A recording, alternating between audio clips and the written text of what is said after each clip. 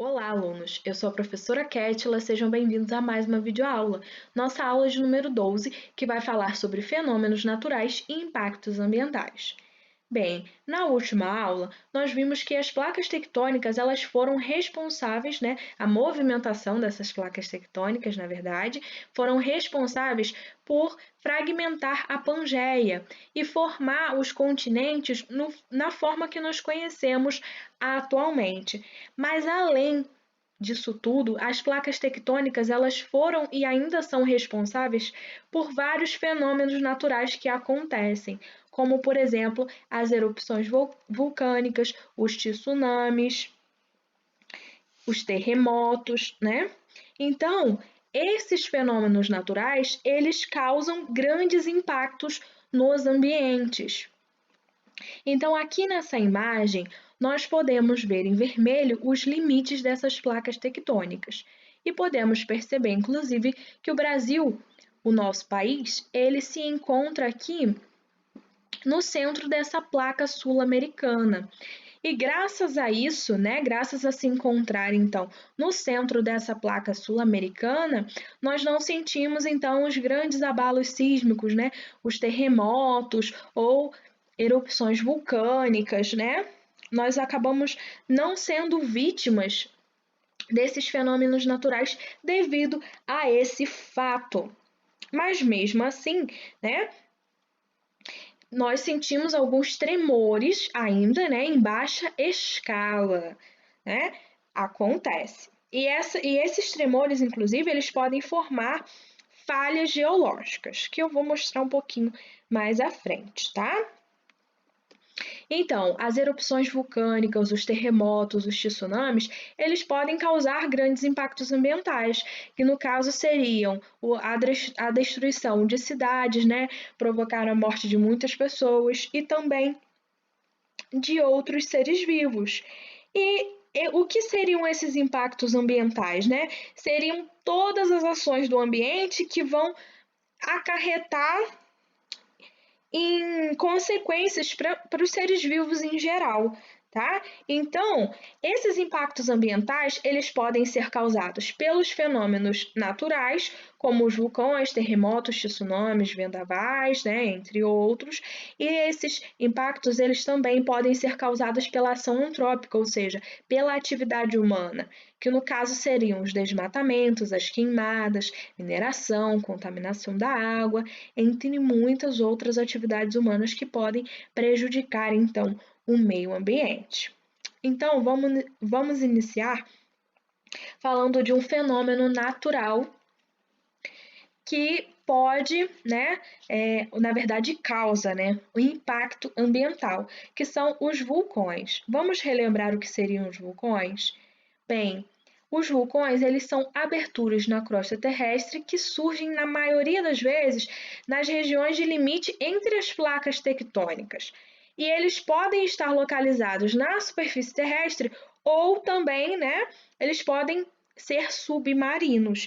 E esses vulcões submarinos, às vezes, podem causar, no caso, tsunamis, que é um outro fenômeno natural que nós vamos ver um pouquinho mais à frente. Bom, no interior dos vulcões, nós temos o magma, como vocês devem se lembrar. E esse magma, ele pode chegar a temperaturas superiores a 1000 graus, tá? E quando esse magma ele é expelido e alcança a superfície terrestre, ele vai receber o nome de lava, tá? Essa lava, depois de muito tempo, ela pode se resfriar, originando, então, alguns tipos de rocha. Lembram disso? Vocês estudaram isso no sexto ano, Mas eu não vou entrar em detalhes, é mais para a gente relembrar, tá? Então, as nuvens aqui de gás e poeira,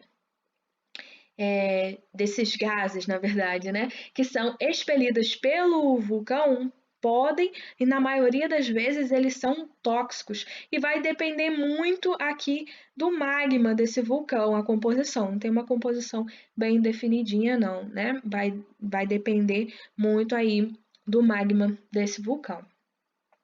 E essa poeira, na verdade, essa fumaça, esse gás que é liberado, né, ele pode ser tóxico para os seres vivos que vivem ali em torno. Em alguns casos dos vulcões, quando entram em erupção, né, eles liberam tanta fumaça que aquela região ela fica toda escura, né, porque encobre, né, a luz solar. Então, é bem difícil para pessoas que moram em regiões onde tem esses vulcões, né? Causa bastante impacto na vida das pessoas e dos outros seres vivos que moram ali, tá? E como a lava, né? Como eu disse para vocês, o magma ele é muito quente, né? Então a lava, ela também é quente e por onde a lava passa, ela vai destruindo também as paisagens, né? Vai queimando árvores, vai matando uma série de outros seres vivos também. E como eu disse para vocês, quando resfria, vai formar então algumas rochas, né? Bem, o que são os terremotos ou abalos sísmicos? Como o próprio nome já diz, né? Abalo sísmico, elas vão ocorrer, né, com um choque entre as placas tectônicas, que vão gerar então tremores aí no solo. Então, quando esse ponto aqui, na verdade, aqui, né, que a gente chama de hipocentro ou foco do terremoto, é onde o terremoto ele vai se originar. E ele vai ficar então localizado aqui, ó, no interior da crosta terrestre, que é justamente onde vai ter o deslocamento das placas tectônicas, tá? Então isso que a gente chama de hipocentro, mas para facilitar, a gente pode definir como o ponto onde o terremoto ele se origina. E o que seria o epicentro, que a gente tanto ouve falar em filmes, né? Geralmente, vai ser o local aqui da superfície da crosta terrestre, onde o tremor ele é sentido com maior intensidade, como por exemplo, o epicentro do terremoto tal, a cidade tal, é porque ali é onde eles vão sentir os tremores com a maior intensidade. Então, isso que é chamado de epicentro, tá bom? E geralmente onde vai ter o maior estrago, né? Onde vai ser mais devastado, mais coisas vão ser destruídas. Os terremotos, pessoal, eles acontecem diariamente, porque as placas tectônicas elas não param de se movimentar, como a gente viu. Elas estão em constante movimento. Só que às vezes, né, esses tremores, né, esses terremotos, eles podem ser mais intensos ou menos, né, libera uma energia maior ou menor. E esses tremores, eles são medidos através da escala Richter, né, que vocês já devem também ter ouvido falar em noticiários e, obviamente, devem ter ouvido falar em geografia, já devem ter estudado isso, né?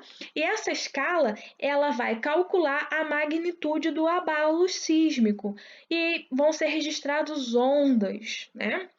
No sismógrafo. Esse aqui é um modelo de sismógrafo mais antigo. Atualmente, esses abalos sísmicos, eles são registrados de forma digital também, na maioria dos casos, né? Embora ainda se usem esses sismógrafos desse tipo aqui. E essa escala, ela vai se iniciar na magnitude 1 e não tem um limite máximo. Mas, atualmente, é muito raro os tremores eles chegarem à magnitude de valor 9, por exemplo, né? Mas quando fala 8,8 na escala Richter, então a gente já sabe que foi um abalo sísmico, um terremoto muito, com muita energia foi liberada. Então foi, inclusive, bastante destruidor, tá bom? Agora, eu vou pedir para que vocês façam uma visita no site www.painelglobal.com.br e que vocês façam uma pesquisa e registrem no caderno de ciências o relatório sísmico do dia, porque lá nesse site tem vários relatórios e eu quero que vocês anotem no caderno de vocês de ciências o relatório sísmico do dia. Então, lembrando a vocês, dependendo do dia que você entrar, né, ou melhor, cada dia é um relatório diferente, tá? Não acontece os mesmos tremores no mundo todos os dias, né? Cada dia é diferente. Então, vocês vão registrar no caderno de ciências de vocês o relatório sísmico do dia que vocês entrarem. E nós vamos discutir essa pesquisa na quarta-feira na nossa live, tá bom? Então, todos devem fazer, tá? Para a gente discutir um pouco mais sobre isso, sobre essa questão dos abalos sísmicos, porque esse aqui é o painel global, ou seja, do mundo todo, tudo que aconteceu no mundo todo. E vocês vão ver que tem bastante informação lá. É bem legal. Aproveitem também para explorar os outros, né, os outros relatórios que tem aí nesse site, porque é muito interessante, tá? Então, pessoal, quando os terremotos eles acontecem lá no fundo do oceano, eles recebem o nome de maremotos, tá? E esses maremotos, eles podem causar os tsunamis, que são aquelas ondas gigantescas que acabam causando impacto sobre a população e também os demais, né, seres vivos, né? Não só os seres humanos, falando aqui não só os seres humanos, né, mas todos os outros seres vivos daquela região. Então, por exemplo, aqui, ó, as placas tectônicas, elas estão se movimentando, como a gente viu, sempre estão, né? Mas essas placas tectônicas, elas se movimentaram, causaram um abalo sísmico, e esse abalo sísmico, esse terremoto, na verdade aqui maremoto, né? Esse maremoto, ele pode ocasionar na formação dessas ondas gigantes, que são os tsunamis, que inclusive eu ilustrei lá no comecinho dessa aula, né? Então, depois de termos visto aí os impactos ambientais através de fenômenos naturais, agora nós vamos ver então os impactos ambientais que estão relacionados a atividades humanas, tá? Que são causados inclusive pelos seres humanos, né? A ação antrópica. Então, existem muitas ações humanas que vão atingir os ambientes e vão causar graves impactos ambientais, como inclusive ilustra essa imagem que eu coloquei para vocês, que são as queimadas. Na maioria das vezes, as queimadas elas são causadas por seres humanos, através da ação antrópica, né? Nós vimos quando estudamos os biomas que pode haver em algum tipo de bioma aqui do Brasil uma queimada, né, natural. Mas isso é bem assim, são bem menos casos, né, dessa queimada natural e mais mesmo dos seres humanos, tentando inclusive limpar algumas áreas para fazer ali agricultura, né, para explorar madeira, entre outras coisas do gênero, tá? Então, vamos aqui definir o que são esses impactos, então, ambientais. Então, esses impactos ambientais são todas as ações que agridem o ambiente e podem alterar o meio de tal forma que muitas espécies correm o risco de extinção, seja ela pela perda de habitat, pela exploração excessiva de recursos naturais ou pelo tráfico de animais silvestres, tá bom? Então, vejam bem, aqui na redução de habitat, o que isso vai causar? O que é redução de habitat? A gente viu que habitat é onde o ser vivo ele mora, não é? É o endereço do ser vivo. Então, com essa redução do local onde o ser vivo mora, isso pode causar a extinção de muitas espécies, né? Vai eliminar os lugares adequados para essas espécies viverem. E vai haver, então, alteração nos hábitos dos seres vivos, que vão ser obrigados a migrar para outras regiões, ou seja, eles vão ter que se deslocar de onde eles viviam para um outro lugar, e a gente não sabe se ele vai se adaptar, né? Fora aí, no caso, os seres vivos que acabam morrendo com essa redução de habitats, por isso que fala que causa a extinção de muitas espécies. Mas existem, né, então, essas espécies aí, algumas que ainda conseguem, né, migrar para outros lugares na tentativa de sobreviver. E isso, pessoal, a gente pode observar essa questão da redução aí de habitat no bioma Mata Atlântica, que inclusive é o bioma onde a gente vive. Porque a Mata Atlântica, ela foi e continua sendo reduzida a um pequeno percentual aí da sua extensão original. Hoje é bem menos. Foi reduzido muito, assim, a sua área foi reduzida bastante. E nós vimos que o bioma Mata Atlântica é um dos que possui maior biodiversidade do mundo. Então, olha só quanta coisa a gente perde, né? Quanta espécie a gente pode acabar perdendo, pode entrar em extinção por causa dessa redução desse bioma que é tão importante, né? Então, essa redução aí da Mata Atlântica, ela pode, por exemplo, ameaçar muitas espécies endêmicas, como é o caso do mico-leão dourado, que ele está ameaçado de extinção por causa dessa redução aí da Mata Atlântica, né? Agora, uma espécie que ela é encontrada em um ecossistema que não é seu ambiente natural, nós chamamos de espécie exótica. Por exemplo, as pessoas chamam popularmente, né, de mico, né, ou sagui. As pessoas têm o hábito de chamar por esses nomes populares. Esse sagui aqui, que é esse sagui da Serra Escuro, esse primeiro aqui que eu estou mostrando para vocês, ele também é conhecido como caveirinha, porque se a gente olhar aqui na carinha dele, né, parece realmente uma caveirinha. Esse aqui, ele é uma espécie endêmico das regiões serranas do estado do Rio de Janeiro e também parte dos estados de São Paulo e de Minas Gerais. E ele se encontra ameaçado, né? Ele se encontra em perigo na lista nacional oficial aí dos animais ameaçados de extinção. Mas por que que isso está acontecendo com essa espécie? Inclusive é endêmica aqui da nossa região também. Vocês ouviram quando eu disse, né, que ele é endêmico da região serrana do Rio de Janeiro. Por que que ele está ameaçado de extinção? Por causa de outras espécies, que são as espécies exóticas que acabaram vindo para cá, né? Por exemplo, vocês podem observar aqui, ó, esse saguizinho que é muito comum, que a gente vê muito, a gente chama ele de sagui de tufo branco.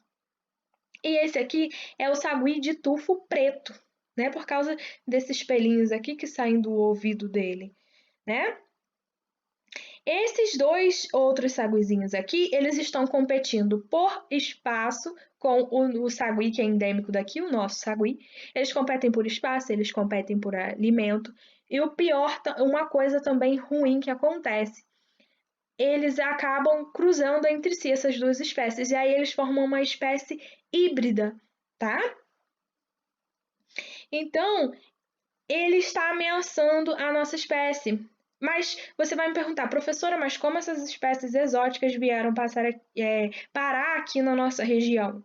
Provavelmente por causa do tráfico ilegal de animais. Ou às vezes as pessoas que acham, muito bonitinho esse macaquinho, vou levar ele para Teresópolis, por exemplo. Vou levar. Pegou o bichinho, tirou ele da natureza, trouxe para cá. Você veio lá da Bahia, por exemplo, e trouxe ele para cá. Esse animal ele não é daqui. Se você, por exemplo, solta um animal que não é dessa região aqui, o que pode acontecer com ele? Ele pode morrer, ou dois, ele consegue se adaptar. E aí ele vai começar a competir com as nossas espécies, ele vai competir por alimento, ele pode acabar comendo a maior parte do alimento e as espécies que nós temos aqui podem morrer de fome.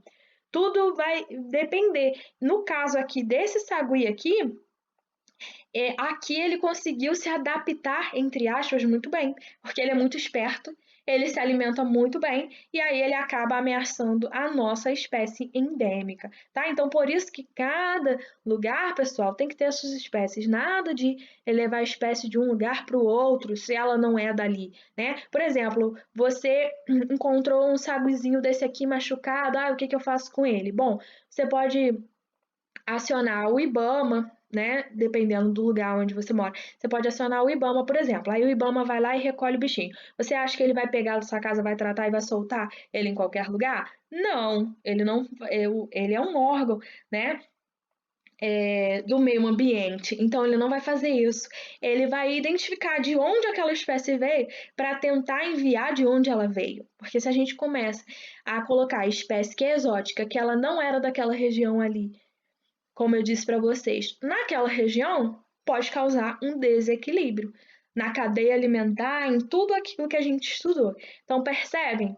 Um caso desse aqui que eu coloquei para vocês, eu gosto de colocar casos aqui de Teresópolis, para que vocês entendam o que acontece aqui.